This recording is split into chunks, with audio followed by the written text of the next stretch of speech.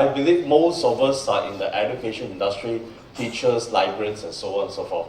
We exist for a purpose.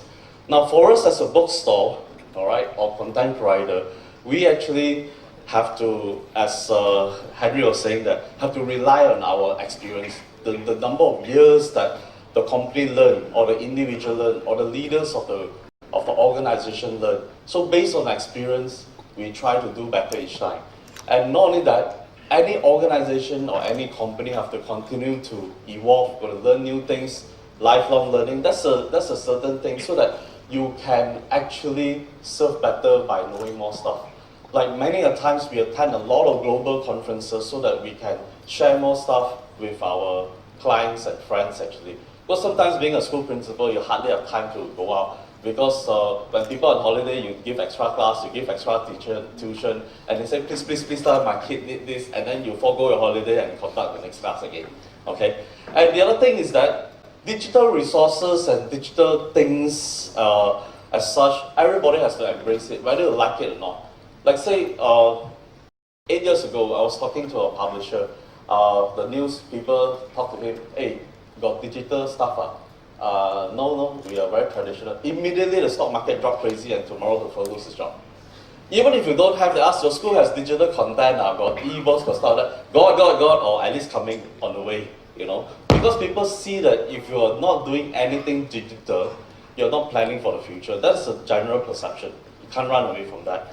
And of course, you have to be specialist. There's information overload. There's no way for you to know everything and in every bidang or every field and stuff like that, you can't be super for everything. So you stay focused on the area that you do really, really well.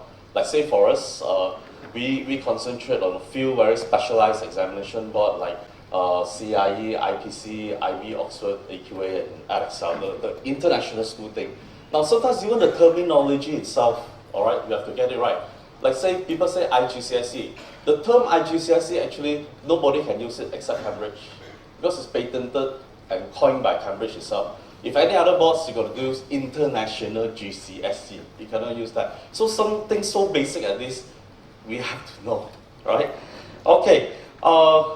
Every time you talk about 21st century learning and education 4.0, which can have a seminar just on 21st century learning or education 4.0, but what is it actually? Like, I think the gist of it that we want to know is that 21st century learning is preparing students to become well-informed and productive citizens in a global economy, all right? That's one of the key things. We can go into detail, we can go to YouTube and stuff like that to read more about it. The other thing is that Education 4.0, the basic gist of it is to aim to improve digital competency across all levels and to increase the use of digital technologies for teaching and learning, okay? Sometimes you have to do both sides. There are stuff for the teachers, there are stuff for the students as well. Now we being, what I call that, teachers, we generally have to consistently upgrade to be digitally competent because we are the immigrants, we actually move in the digital world. Whereas our kids are actually, they are born with digital. They are born with, you babysit them with your phones and tablets and stuff like that, all right? So the thing is that kids will basically be that. And the other thing is that we'll have to look at the hardware, the equipment, like what we do most of the time, whatever form of content, we use the term device agnostic. That means you can use your phone, you can use your tablet, you can use your laptop, you can use Apple, Mac, Windows, whatever format. Or the other thing is that we say bring your own, all right? Like in many of the universities now, you just go in, you just hook on to the Wi-Fi, whatever devices you do. In fact, I was in Republic Polytechnic in Singapore the other day. You just go in, you can actually just tap a card, take a camera, tap a card, take a laptop, tap a card, take a tablet, and you can use it anywhere, and then after that, you leave it anywhere. It will auto-adjust, and they even have RFID to sweep where is your stuff and where is it left in the school. All right, so these are some of those stuffs. And of course, digital content that matters. Sometimes if you buy a TV, there's no subscription to any channel, it's just a TV, it's just for deco, all right? You need content. Okay. The thing is that when we face with a research challenge, all right, where do we turn to, all right? Of course, the traditional method, we turn to books, libraries, peers, and current method, you are more digital, you go to Google and stuff like that. But one of the key things to note is that content on demand, all right? Demand, that means nowadays when you're dealing with kids and your audience is that they can't wait, all right? If I want to answer, I want to answer now. Those days your teacher will say, oh, that's a fantastic question, I'll tell you afterwards. But now the kids say, "Aiya, paya lah, cikgu, no need, I'll tell you now. Because my school got this subscription to this, I will check for you now." Even if you go for an interview, all right, when you say anything about your background and what you did and stuff that, if you have a few panel, the guys will immediately Google you and check your background and such. Many a times we go to school to do presentation. Whatever you say, one guy will keep asking you a question, the other guy will ask, and the next few guys will be on the computer checking your background, checking every word you say. Alright, you can't run, you just have to be accurate and correct, and the information have to be on demand. Now, why is it so? Because we're dealing with a generation that the attention span is very little. According to International School Association study, what is the attention span of a kid? Alright? Now the answer is simple. It's just age plus 2 minutes. If you're teaching a 7-year-old kid, you talk more than 7 minutes, you'll lose that. Talk to a 15-year-old, 17 minutes, you lose that. So now I have 30 minutes to talk, right? So those people who are more than 32 years old, I'm not worried you'll be staying on, right? The one that's younger than 32 years old, you shut off already. But then don't worry, if you are teachers and educators, we got a trick, you see. We see any of you taking your phone out or doing something else, you straight away go down and ask you a question. Alright, so don't fall asleep, okay? Alright, so the thing on our mind is that when we check with all this content and sites and so on and so forth, is that we are saying that, do they actually know? Are they accurate? Alright, a lot of fake news, okay? I mean the recent election, you look at it, all those degrees and stuff that I said, I didn't put my degree there, but other people put up, alright? Like in fact, Britannica was telling me that the most business they get is actually from people, from Wikipedia. Because anybody find anything wrong with Wikipedia, say, free one, right? The whole world, 23 people manage the whole Wikipedia. What do they expect? We cannot manage everything. And sometimes some of our friends think that they're super smart. They always say talk nonsense and they put a lot of stuff up there. Is it correct? May not be correct. See? So you need reliable information. The other thing is that, will I learn it right the first time? Now this is very important because your kids don't have time. If you learn it wrong the first time, you may not have the opportunity to go back and relearn the thing again. Alright? I still remember, I'm actually from MBS KL. One of the old boys came back to the school and said, hey, now I'm the national ping pong coach. I'm super poor last time, but the school gave me an opportunity. I want to teach ping pong to the school. So the old boys association, all the kids went and learned ping pong. Alright. I went in, I said, I don't know how to play ping pong at all. Whereas the other kids all have played before. I said, never mind, you're the best material to teach. Because all the other kids learn it wrong. I got to teach them, I got to help them unlearn whatever wrong stroke they do.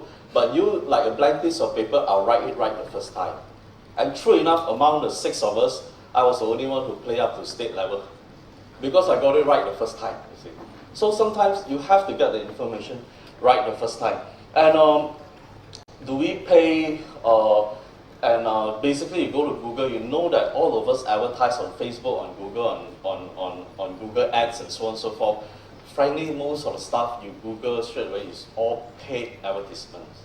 Alright? By the time you find something useful, you got to pay somehow. If not, there's a lot of time wasted.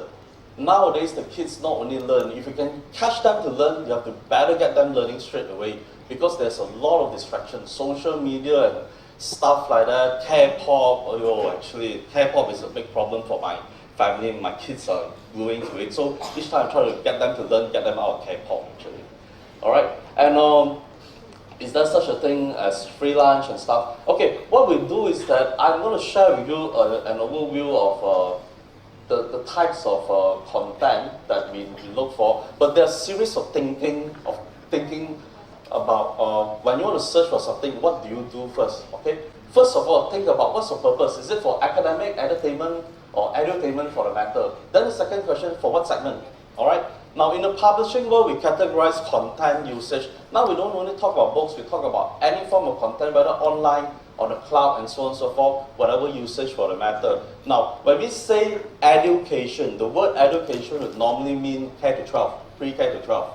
So when you talk to people, I want something on education, that means for schools, all right? When you say academic, that means it's tertiary, university level, all right? This is the jargon for the education and book industry, all right? The other thing is like ELT, English Language Learning and Teaching actually, that means you learn English, whether it's traditional print or online and such, or ESAP for the matter, English for academic and specific purpose. If I'm a lawyer, I just want to learn English for law. If I'm in the tourism industry, I just want English for tourism. If I'm in the finance industry, English for finance, English for military, English for agriculture for the matter. So you narrow the scope of what you want to search for and you go for it and you get the exact result that you want. Then the other thing is that what curriculum, all right? We need to go to define into the curriculum. Like say if you're doing an IGCSE program, no point going to some kind of American content which may not be relevant actually, all right?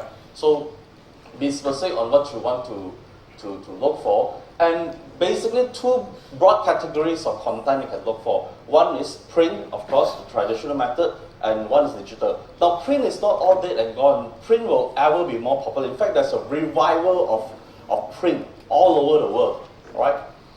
Even shopping online for a matter. Last time we have the debate of showrooming, all right? That means people go to bookshop, they see, you provide free bookshop, after that I go online and buy, all right?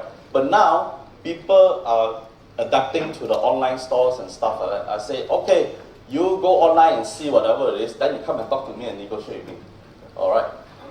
Whether I can give it to you at some rate and then we have a relationship, I provide additional service of explaining to you on what we have and stuff like that.